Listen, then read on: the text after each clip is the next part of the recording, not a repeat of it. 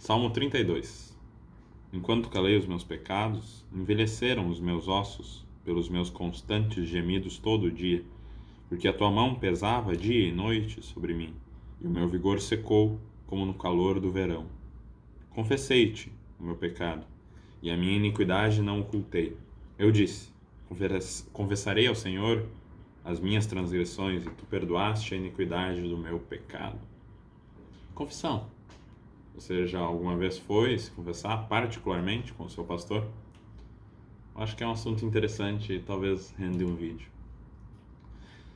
Se a gente for pegar historicamente, é difícil, de fato, traçar uma regra para a confissão.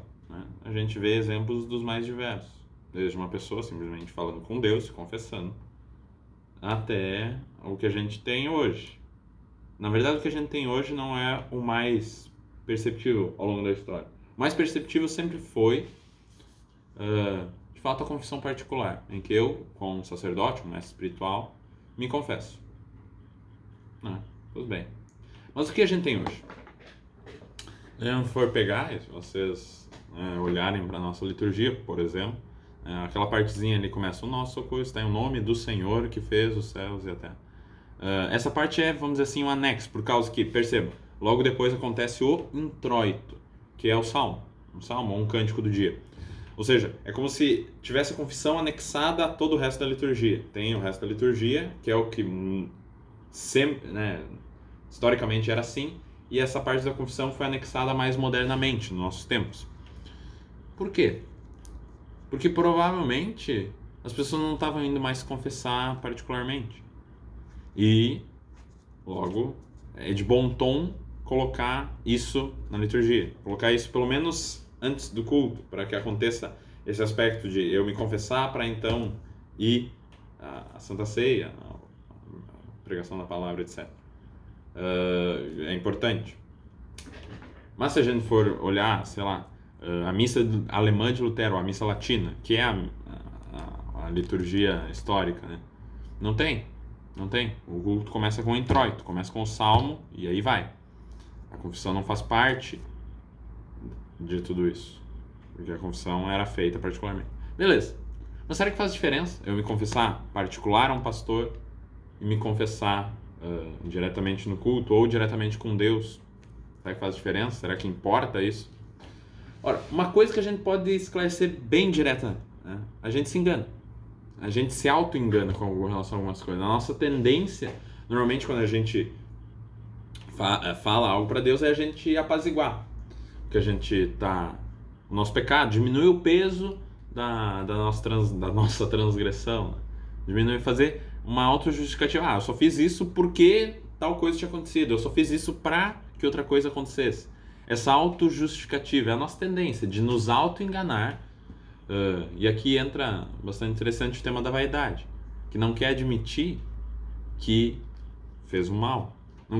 Eu tenho dificuldade em admitir que eu fiz um mal, porque isso é doloroso. É doloroso admitir uma malícia, é doloroso admitir que talvez eu possa ser o vilão da história. Ora, vamos pegar bem direto, né?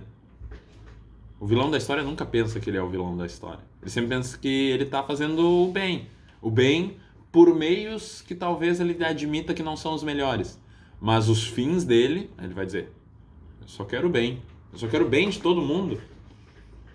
Ora, se você quer o bem de todo mundo, você já pensou que talvez, já passou pela sua cabeça que talvez você possa ser o vilão e não o mocinho? Obviamente todo mundo quer o bem. Quem quer o mal? Por maldade, assim. São mais raros. Não digo que não exista, mas são mais raros. Querer o mal pelo mal. E até isso é uma loucura mais... Aqui a problemática é mais embaixo. Mas o que normalmente as pessoas pensam: eu só tô fazendo tal coisa porque, os fins justificam os meios. Daí eu só tô fazendo isso hoje. Eu sei que é errado, mas eu tenho boas intenções, eu tô fazendo isso pelo bem maior. É assim que um vilão pensa. É assim que não preciso citar exemplos, mas vem a nossa mente, né? Pessoas que só queriam o bem, mas estavam fazendo coisas horríveis. Essa é a nossa tendência, de nos auto-enganar. Essa é a tendência de formação de uma neurose. Usando um outro vocabulário, mas isso é uma neurose, é um auto-engano meu. Eu construí essa loucura na minha cabeça que, né, agora eu não consigo resolver. Eu contei uma história para mim mesmo, a qual eu acredito nela. Eu crio a imagem de mim mesmo que eu creio que essa é a realidade e não a realidade mesmo. Eu não consigo contar a verdade sobre mim mesmo. Eu não consigo admitir que eu fiz algo errado. Ou que eu sou a pessoa ruim da história. Que eu sou a parte, né, errada. É difícil admitir isso. Talvez eu descreverei isso com gosto, né, de uma história para falar sobre esse assunto. Raskolnikov, o personagem principal do Crime e Castigo, Dostoiévski. Raskolnikov é um russo, mora em São Petersburgo, meio pobre, né? Ele tem uma certa inteligência, ele é um cara mais ou menos estudado e tal, mas ele conta várias histórias para ele mesmo, autojustificativa mesmo. Né, ele se acha inteligente o suficiente para dizer assim, quem é mais inteligente tem justificativa para fazer certas coisas, tem um aval para passar por cima de certos preceitos morais. Porque, né, eu tenho mais capacidade, né? Isso ele já conta pra ele no início do livro. E o que acontece? Ele é meio pobre, como eu disse, e tem uma senhora lá na cidade que é bem rica. E daí ele olha assim, essa senhora não merece tanto dinheiro. Eu mereceria mais, né? Eu tenho a desculpa para poder roubar ela. Tudo bem. E assim ele vai lá fazer. Ele vai lá, a senhora tinha saído da casa e ele começa a procurar as coisas ali, roubar e tal. E a senhora volta antes do que ele havia esperado, né? E ele fica meio desesperado assim, fica, e agora o que eu faço? Ele vê um machado, pega e mata a mulher. Depois chega uma outra mulher, não lembro, acho que é a filha dela, e mata também. Duplo assassinato, né? Um roubo seguido de duplo assassinato. Mas ele consegue escapar sem ninguém ver. Ninguém viu que foi ele que matou e tal. Ele sai meio impune. Isso acontece no início do livro. E o resto do livro é o quê? É ele enlouquecendo com isso. Porque ele começa a contar essa história. Mas eu só fiz o que eu fiz porque ela tinha muito dinheiro, eu não tinha nada, e fazer o quê, né? Mas eu só fiz o que eu fiz pensando num bem maior. Eu só fiz o que eu fiz... Não, eu não fiz por mal. Não fiz. Não sou uma pessoa má. Né? Não sou. Eu não sou mal. Não sou. E ele começa a contar uma outra história também. Ele diz assim pra ele mesmo. Eu já não gostava dela. E daí ela morreu. Será que eu... E ninguém viu eu matando ela? Será que eu não sonhei? Será que não é coisa da minha cabeça? Será que eu matei mesmo ela? Será que... Entende a história que ele está contando para ele mesmo? Como só fica aqui, ele nunca confessa isso para ninguém. Tem uma pessoa depois na história, mas não importa muito. Mas como fica só aqui, ele pode se auto-enganar tranquilamente. Ele fica construindo essa história maluca dentro da cabeça dele e isso deixa ele louco. Louco, absolutamente louco. Né? A culpa vai corroendo ele por causa que, no fundo, ele sabe que ele matou, mas ele fica querendo se confundir. Por quê? Porque é difícil de admitir que eu matei. É difícil de admitir que eu sou o cara mau da história. É difícil confessar diretamente. Se as coisas ficam só aqui, talvez você olhe assim, mas eu me confesso para Deus. Mas se você fica só com essa confissão aqui e nunca verbaliza ela de uma forma até cronológica e organizada, isso fica tão confuso, dentro da sua cabeça é tão confuso, você fica recontando essa história e reorganizando ela de uma forma tão confusa que você engana você mesmo. Nós nos enganamos a nós mesmos. É assim que se forma uma neurose. É assim que se forma essa tem uma psicose, podemos dizer, né, de uma loucura.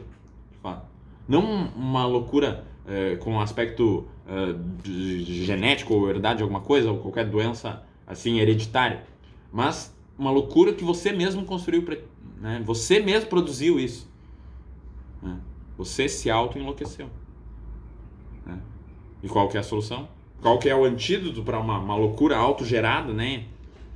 É construir uma narrativa da verdade, se confessar, obviamente. A gente constrói uma narrativa para se auto-justificar, e o que a gente deve fazer? Não construir essa narrativa. Falar a verdade e verbalizar isso para alguém. Verbalizar isso, colocar isso para fora e não ficar só aqui. Porque se fica só aqui, eu me engano. Eu me auto... Né? Você... Né? A gente... Isso cheira, né? Vamos dizer assim, cheira a talvez aquele aspecto bem psicanalítico, assim, né? Você deve falar para alguém. Mas é verdade, é verdade. Freud tem... Mas Freud não descobre isso, né? Vamos dizer. Freud não... Isso não é mérito dele. Por quê? Porque a igreja fazia isso há quase 2000 anos. Quando Freud fala sobre o método psicanalítico, que deve ser a pessoa sentar num divã e falar sobre a vida dela, Freud não está fazendo nada mais, nada menos do que descrever o que a igreja vinha fazendo há muito tempo. É assim que você resolve os problemas, até psicológicos. E por que talvez hoje a gente vive uma epidemia de problemas psicológicos, né? Esse é um aspecto. Pessoas se auto-enganando, contando histórias para si mesmo. Claro, isso, se a gente for colocar em prática, fica difícil. E é difícil. É difícil. Eu me confessar. E é difícil também com relação à estrutura da coisa, né? Imagina, todo mundo vai se confessar com o pastor não vai ter mais tempo, provavelmente. Se todo mundo, né? Tem coisa, né? Mas certamente é melhor um pastor atarefado do que um inferno abarrotado. Você pode estar tranquilamente certo, né? Certíssimo de que é uma pessoa boa e que está seguindo para o céu e Jesus me ama e etc. E está absolutamente confuso, anestesiado e caminhando para o inferno. A sua certeza não é padrão e não é a régua para a verdade. E por isso você deve colocar ela sob o jugo de outra pessoa. Porque se fica apenas sob o seu jugo, e obviamente sob a palavra de Deus, mas você normalmente pode interpretar a palavra de Deus de formas muito, muito curiosas. Coloque sob o jugo de outras pessoas, você precisa dessa colocação da verdade, precisa de um juiz aqui te julgando. E se você fica apenas com essa relação entre eu e Deus, você vai se enganar, você vai se auto-enganar. Não tenha dúvida. Essa talvez é a minha defesa. A confissão particular poderia voltar a ser feita na nossa igreja. Em prol de mais saúde mesmo. Menos essas doenças mentais, vamos dizer assim. Seria a solução de muita coisa, penso eu. Seria bom. Enquanto não confessei o meu pecado, eu ficava me atormentando. Eu mesmo me atormentava, de certa forma. Confessarei ao Senhor as minhas transgressões e tu perdoaste a iniquidade do meu pecado. Outro aspecto, sem confissão verdadeira não há perdão verdadeiro. Obviamente, a misericórdia de Deus se manifesta até mesmo quando eu esqueço pecados os quais eu não confessei. Mas, se eu não confessei por negligência, se você ficar sempre apostando na misericórdia de Deus que te perdoa, apesar de você não confessar o pecado de forma correta, ou de forma verdadeira e honesta, não tenha dúvida que você pode estar se encaminhando para um caminho bem nebuloso. Bem complicado. Então, vamos se confessar. É um pedido e talvez uma exortação. Se confessem. Melhor um pastor atarefado e sem tempo durante a semana do que um inferno cheio demais, né? Amém.